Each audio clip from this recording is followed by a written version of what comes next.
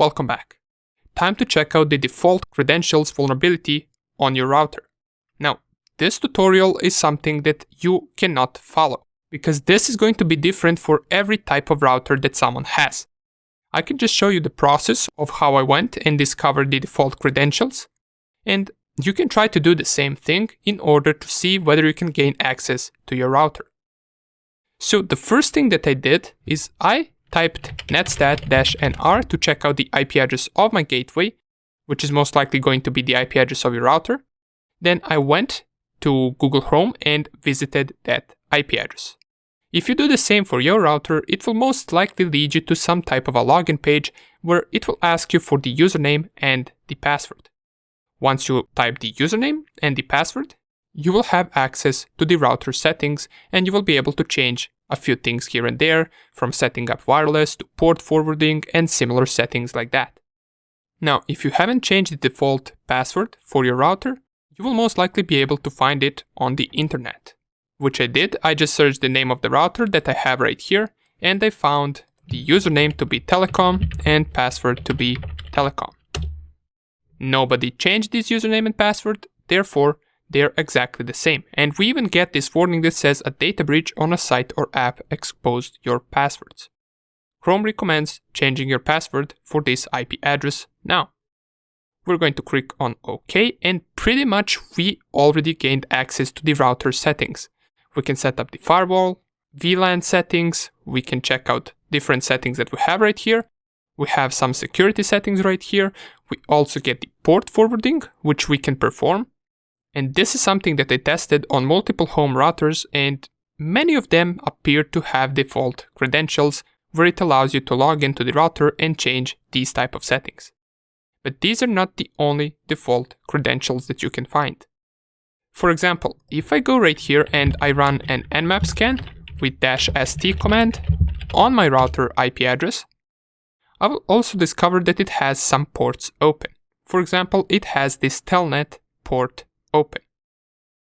We already know how we can connect to the telnet. We can type the command telnet and then the IP address of the target that we want to connect to. If I press enter, we will get another login screen. So if I type something like telecom, once again, it will tell me that the password is incorrect. So after 3 attempts, it simply just closes the connection to the router. And I figured, well, if the router default credentials weren't changed, then probably I can find the telnet credentials as well on the internet. And after a few minutes of Googling, I ran across this website where I scrolled a little bit down and I found this post that was posted by someone. It says my router name, which is this one, and we can compare it right here. It is the same name. And we get the username and password. We also get how we can enable the shell inside of that router. So let's give it a try. The username is admin and the password is this. Let's go and run telnet once again. Type username to be admin and password to be ztonpk. And here it is. We're inside of CLI. Now, the next thing that this person does is it types enable. Then it enters the password of ZTE and then it enables shell. Let's give it a try. If I type enable, type ZTE, and then shell. Another login attempt. But luckily, this person also provided us with username and password for that. This is something that we will most likely never be able to brute force in case we didn't know, because this is a really strong username and strong password.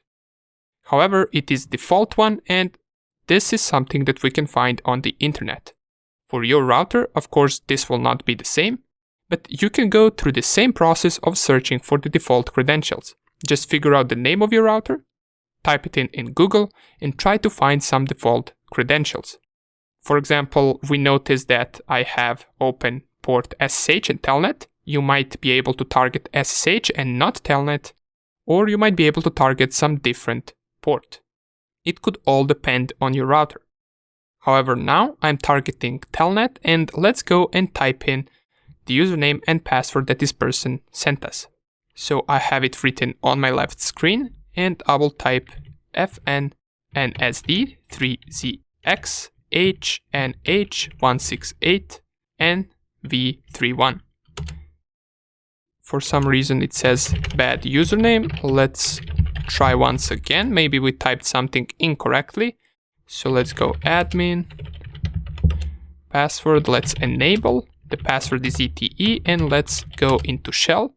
Here we want to type fn nsd3zx hnh168 nv31, which is the login, and the password is zxhnh168 nv31. And here we are. We are inside of the shell. If I type ls, we're going to be able to see the files on our router. I can type the ifconfig command to be able to see all of the interfaces that our router has. Here the first interface has the IP address of 192.168.1.1, and down here we're also going to be able to find the public IP address, which is right here. Okay, great. We have gained access to the router. We can also go and change directories to different directories if we want to. We can run different commands that you can usually run from your terminal, and that's how you can gain access to your router with default credentials. Now give it a try on your own router. Try searching the name of the router. First try logging into this page right here, which will grant you an access to some of the router settings. And even if you don't manage to do that, try scanning your router with Nmap, figure out whether it has some interesting ports open, and then target those ports with default credentials that you might manage to find online, just like I did right here. Okay, now that we covered this, we're ready to continue with our exploitation section. See you in the next video.